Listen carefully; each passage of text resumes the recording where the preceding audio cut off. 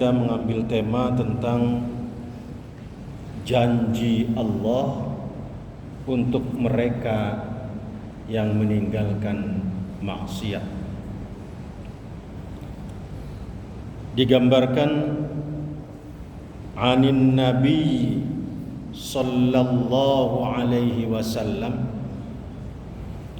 dari Nabi Allah Muhammad sallallahu alaihi wasallam. Beliau menyampaikan gambaran dan sekaligus janji Allah. Kata Rasulullah, man kharaja min dhullil ma'siyati ila izzit ta'ah, barang siapa yang keluar atau menghindari, meninggalkan dari hinanya perbuatan maksiat menuju kemuliaannya taat,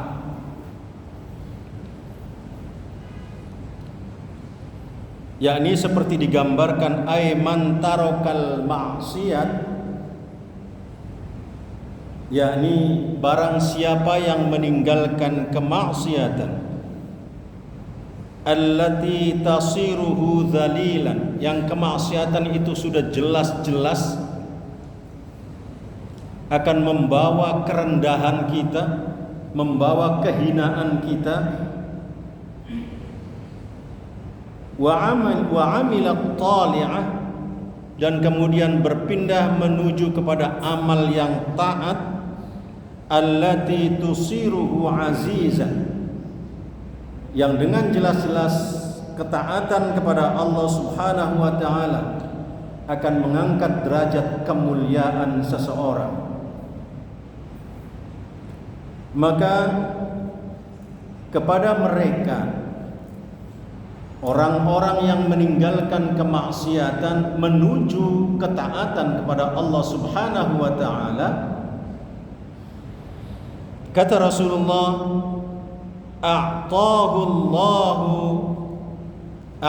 Allahu ta'ala thalatha sifatin mahmudatin. Allah Subhanahu wa taala akan memberikan kepadanya 3 keutamaan yang terpuji. Sifat atau watak mulia yang terpuji.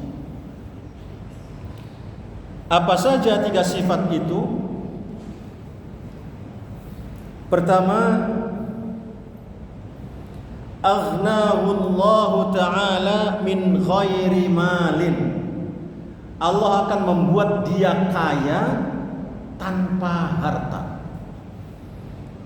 Ini sangat falsafi sekali, Pak. Kaya tapi tidak punya harta. Apa mungkin orang gak punya harta kemudian disebut kaya? Atau dia merasa kaya tanpa harta? Secara teologis, karena ini yang menyampaikan adalah Rasulullah sallallahu alaihi wasallam, saya yakin pasti bisa. Kaya tanpa harta. Syaratnya apa? Meninggalkan maksiat dan kemudian menuju kepada taat kepada Allah Subhanahu wa taala. Yang kedua,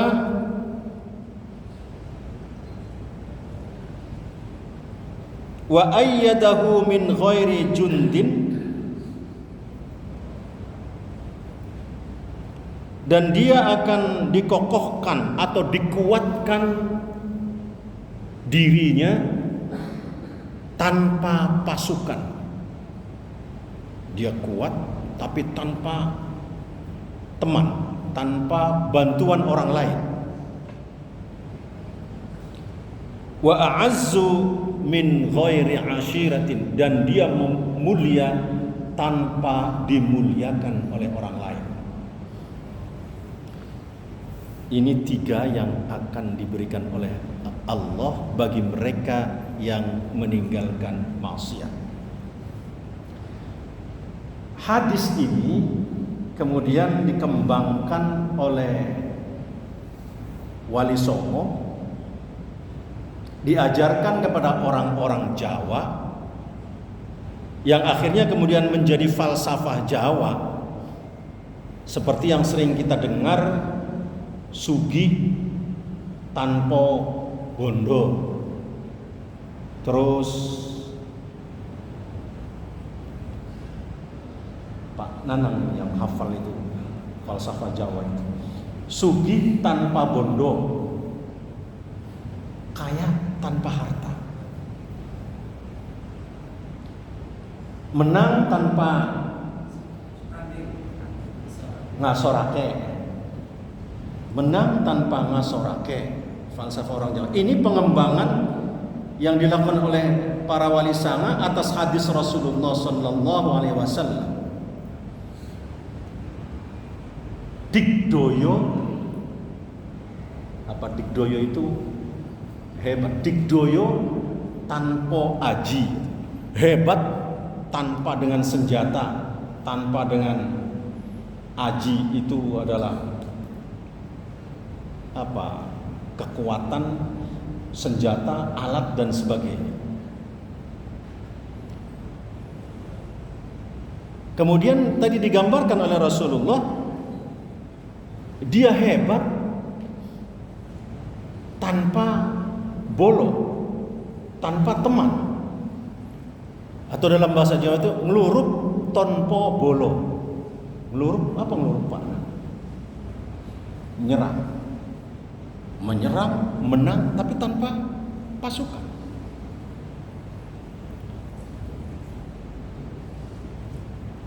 Atau saya dengar lagi, perang tanpa tanding. Perang ora tanding. Perang tanpa tanding. Ternyata ini adalah sebuah gambaran akhlak yang dikembangkan oleh para wali songo dari ajaran Rasulullah, yang menyangkut tentang mereka yang akan meninggalkan maksiat, mereka yang berusaha meninggalkan maksiat dan kemudian menuju kepada taat, maka akhlaknya akan ditingkatkan oleh Allah Subhanahu wa taala, sehingga segala kekuatan dalam dirinya diberikan oleh Allah. Allah yang akan menjadi pendukung kuatnya, bukan orang lain. Kaya tanpa harta, secara matematis nggak bisa. Wong ukuran kekayaan itu kita sering menghitungnya dari harta. Berapa kekayaannya yang dihitung oleh harta, apalagi apa LHKPN, ya, laporan apa LHKPN ini, laporan kekayaan pejabat, itu isinya harta semua, dan menggambarkan ukuran kekayaan seseorang ternyata harta. Tapi Rasul mengatakan orang yang meninggalkan maksiat, dia menuju taat, dia akan diberikan oleh Allah kaya tanpa harta. Masya Allah Pak, banyak sekali orang yang merasakan kaya tanpa harta. Sebab apa? Ukuran kebahagiaan. Harta ini kan yang akan mengantarkan kebahagiaan adalah harta. Harta juga yang akan mengantarkan keberhasilan dalam beberapa hal. Ternyata ukuran kebahagiaan tidak bisa ditentukan oleh harta. Tidak bisa. Banyak orang yang hartanya banyak tapi hidupnya resah, tidur susah. Kalau mau tidur itu mikirin dulu, rumah pintu di sana dikunci belum, belakang dikunci belum, jendela dikunci belum.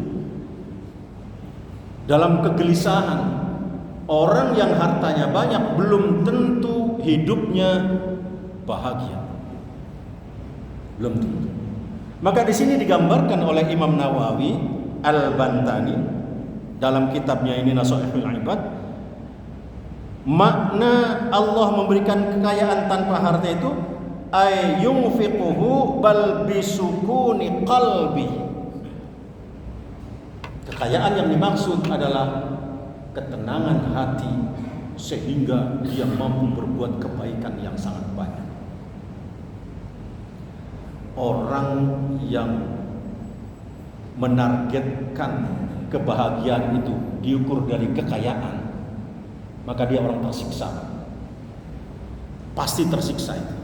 Kenapa? Karena terus akan mengejar kekayaan supaya bahagia. Terus akan mengejar kekayaan.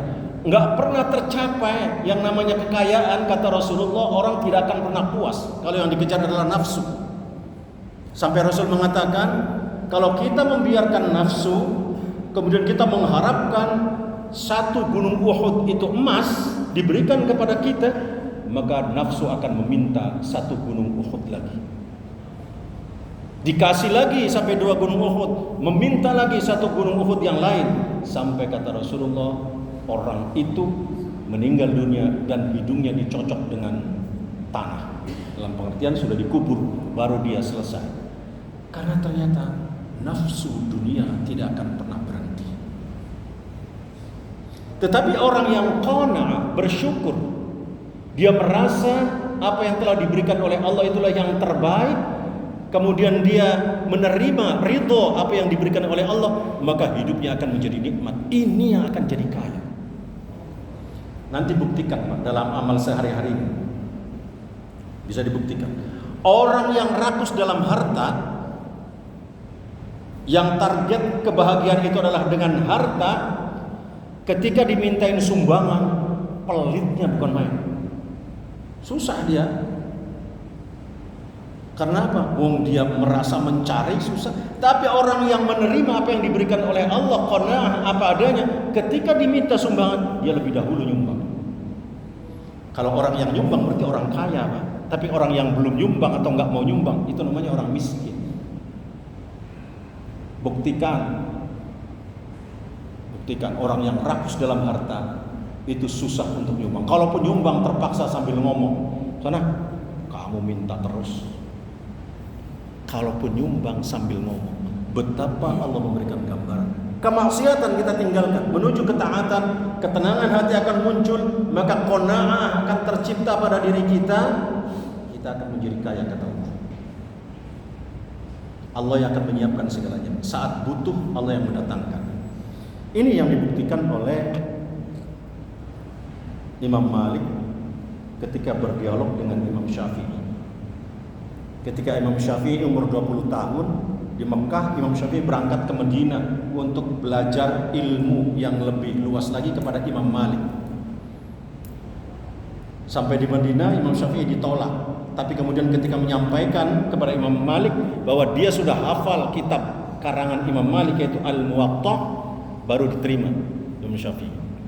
Setiap hari Imam Syafi'i belajar kepada Imam Malik. Satu ketika Imam Malik menyampaikan hadis. Ini Imam Malik kaya tanpa harta di sini. Kata Imam Malik, "Lau annakum tatawakkaluna haqqa tawakkulihi." Syafi'i, kalau kamu betul-betul tawakal dan dengan sebenar-benarnya tawakal kepada Allah Subhanahu wa taala, la razaqakum. Kata hadis Rasulullah yang dibacakan oleh Imam Malik, Allah akan memberikan rezeki kepada engkau kama yarzuqut thair, seperti Allah memberikan rezeki kepada burung. Taghdu khimasan wa taruhu bitanan.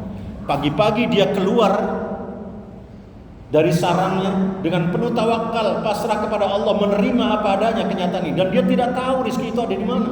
Makanan yang akan dia dapatkan ada di mana, tidak tahu burung itu.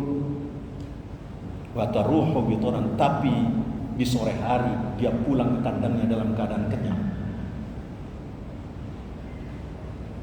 Imam Syafi'i yang biasanya nunduk menerima ilmu dari Imam Malik, saat itu Imam Syafi'i menatap wajah gurunya. Saya tidak setuju, wahai guru, kata Imam Malik, kata Imam Syafi'i. Bagaimanapun rezeki harus dicari. Nggak bisa hanya tawakal doang, tapi harus dicari. Apa buktinya? Burung itu keluar, buktinya keluar dari sarangnya, dia mencari sehingga dia mendapatkan rezeki itu. Kata Imam Malik, sudah, tawakal kamu, pasrah kepada Allah, qanaah, ridho apa yang diberikan oleh Allah, kemudian kita ikhlas apa yang kita terima, kamu akan diberikan rezeki oleh Allah. Enggak bisa. Dua orang ini Pak, murid dan gurunya berdebat dalam teorinya masing-masing. Akhirnya Imam Syafi'i keluar dari majelis Imam Malik.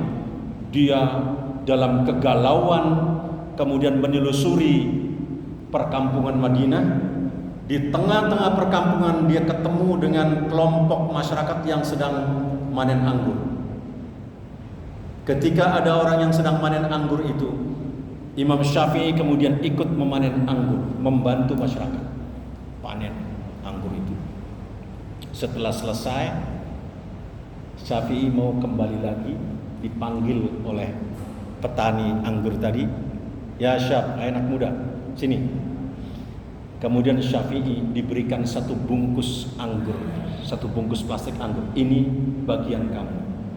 Begitu Syafi'i menerima anggur ini, Syafi'i langsung ingat perdebatan dengan gurunya.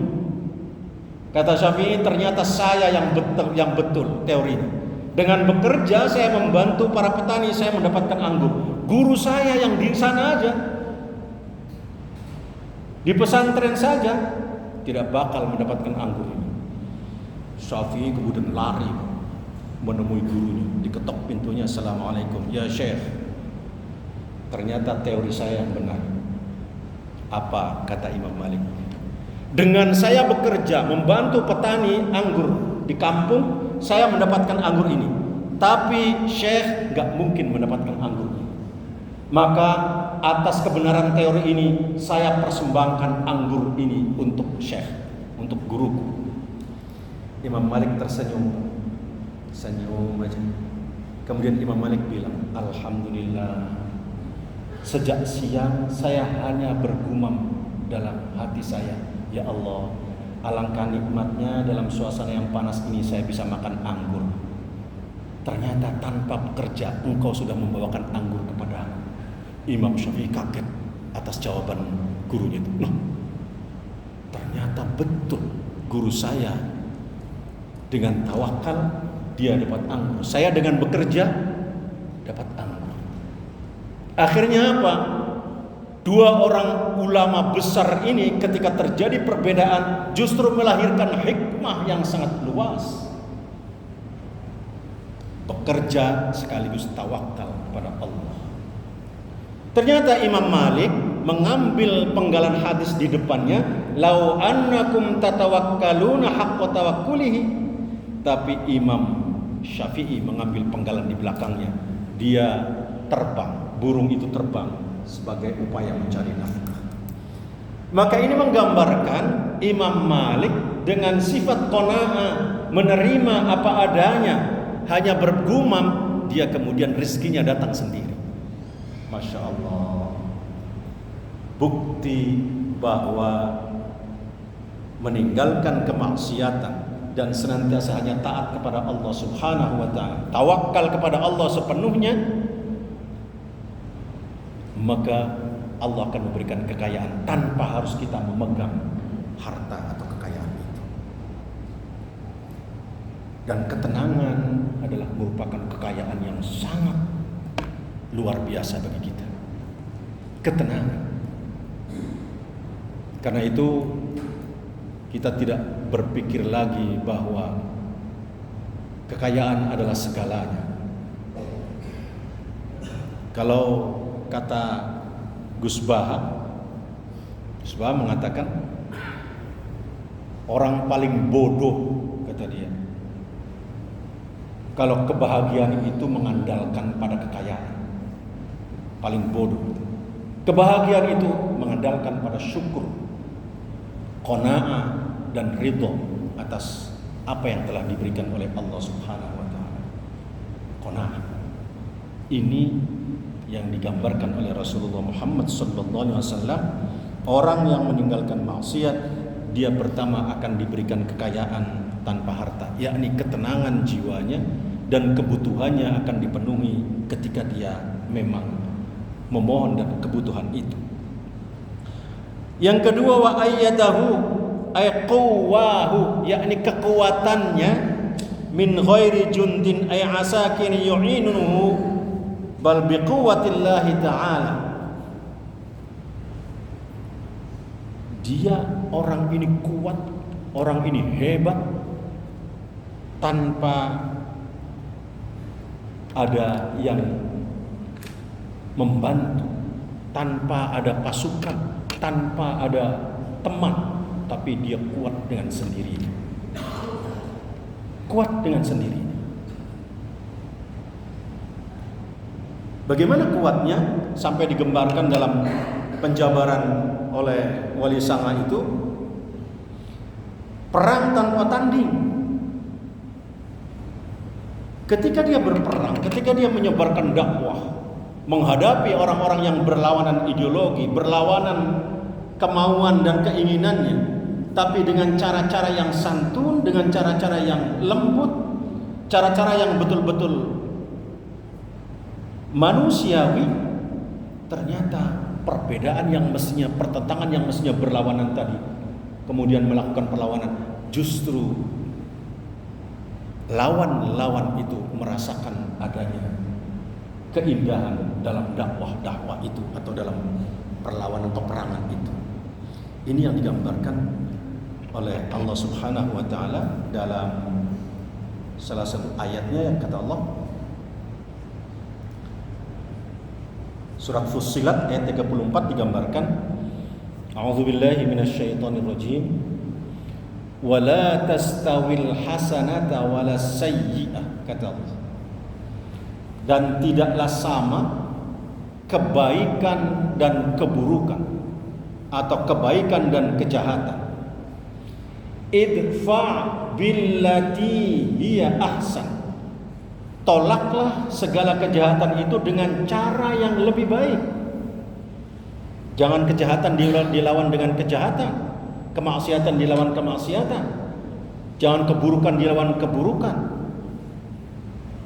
Tapi lawanlah, kata Allah, dengan kebaikan segala kejahatan itu. Sampai Allah mengatakan, fa idzal ladzi bainaka wa bainahu adawah, sampai kalau saja kamu terjadi permusuhan antara kamu dengan orang itu, ka'annahu waliyyun hamim, seolah-olah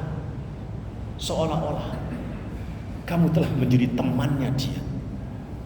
Padahal bermusuhan, lagi perangan, tapi karena sifat lemah lembutnya, seolah-olah Allah kemudian mengatakan, seolah-olah kamu berteman yang sangat setia kepada dia, padahal kita sedang menyerang dia. Ini yang banyak kita kemudian mengatakan, dicubit, mencubit, tapi yang dicubit ketawa, senang yang dicubit. Disindir, yang disindir senang, karena kita menggunakan akhlak, menggunakan ajaran-ajaran yang digambarkan oleh Rasulullah Muhammad sallallahu alaihi wasallam. Karena itu dalam sepak terjang kita ke depan ini, kita dibutuhkan akhlak seperti ini. Kita berperang menundukkan musuh, tapi musuh itu tidak merasa tersakiti. Ini yang dikembangkan oleh para wali dalam dakwah Islam di Indonesia, yang kemudian sekarang disebut Islam Nusantara. Islam Nusantara itu adalah Islam di Nusantara, bukan Islam dalam pengertian datangnya Islam kemudian berkeyakinan Nusantara. Keyakinannya sama, Tuhannya Allah, nabinya Muhammad, kitabnya Al-Quran, kiblatnya Ka'bah, sama, semuanya sama, tapi cara dakwahnya yang berbeda. Islam Nusantara ternyata cara berdakwahnya sama sekali tidak merusak lingkungan yang ada. Ini yang digambarkan oleh Allah, ka'annahu waliyyun hamim, sama sekali tidak merusak. Wayang masih utuh wayangnya, Budaya masih utuh budayanya, tapi diisi dengan nilai-nilai ajaran Islam. Diisi dengan nilai-nilai ajaran Islam. Maka dalam wayang itu ada Arjuna, Jenaka, Petruk, Bagong. Itu ternyata semua dari bahasa Arab. Arjuna, ya Allah saya mengharapkan kepada Engkau ya Allah. Apa yang diharapkan? Jenaka, Jannataka aslinya, yaitu surgamu. Saya mengharapkan surgamu ya Allah. Kemudian Allah memberikan gambaran kalau engkau mengharapkan surga. Petruk, Bagong. Petruk dari kata fataroka, fatruk, maka tinggalkan bagon, keburukan. Subhanallah, betapa para wali mengembangkan dakwah di Nusantara ini penuh dengan kedamaian. Dia telah mampu mengalahkan musuh tanpa musuh tersakiti, musuh tanpa terkoyak jiwanya, tapi musuh malah merasa senang ketika mengikuti dakwah-dakwah yang dikembangkan oleh wali yang mengambil dari pengembangan ajaran hadis Rasulullah. Barang siapa yang meninggalkan maksiat menuju taat kepada Allah, maka dia akan diberikan 3 keutamaan akhlak yang diberikan oleh Allah kepadanya, yaitu pertama, dia tenang hati, dalam pengertian dia kaya tanpa harta.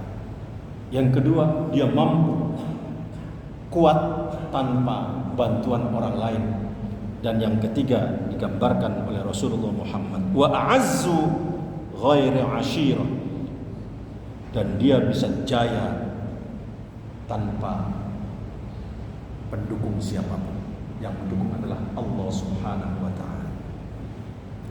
Karena itu hadirin jamaah Masjid Al-Ikhlas yang dimuliakan Allah Subhanahu wa ta'ala, tugas kita barangkali bahwa kita tidak perlu dengan kekerasan yang berlebihan, tapi dengan akhlak yang mulia kita akan mampu mengalahkan musuh-musuh kita, musuh-musuh kejahatan yang ada di masyarakat. Atau kita pernah waktu pendidikan polisi terutama, itu pendidikan polisi itu ada nyanyian yang seperti ini nafasnya. Ku ambil rumput di ladang, ku jadikan penyamaran, wajah tampanku buat menjadi setan, agar tak mudah dikenal, bergerak, bertempur. Terusannya apa tuh? Tidak perlu dengan peluru berhambur, cukup dengan pisau sangkur. Itu artinya menggambarkan betapa ketika kita berperang menghadapi musuh tidak perlu dengan kekerasan berlebihan, cukup dengan yang paling kecil, yang paling sederhana, terutama dengan akhlakul karimah yang harus kita kembangkan sehingga apa yang kita lakukan berhasil, tapi orang lain tidak merasa tersakiti atas semua tindakan kita. Semoga kita senantiasa diberikan hidayah oleh Allah Subhanahu wa ta'ala untuk mampu meninggalkan segala kemaksiatan, dan kemudian kita akan dibimbing oleh Allah menuju kepada ketaatan kepada Allah Subhanahu wa ta'ala, sehingga kita akan senantiasa mulia dimanapun dan kapanpun. Hadanallahu wa iyyakum ajma'in, wallahul muwaffiq ila aqwamit thoriq. Wassalamualaikum warahmatullahi wabarakatuh.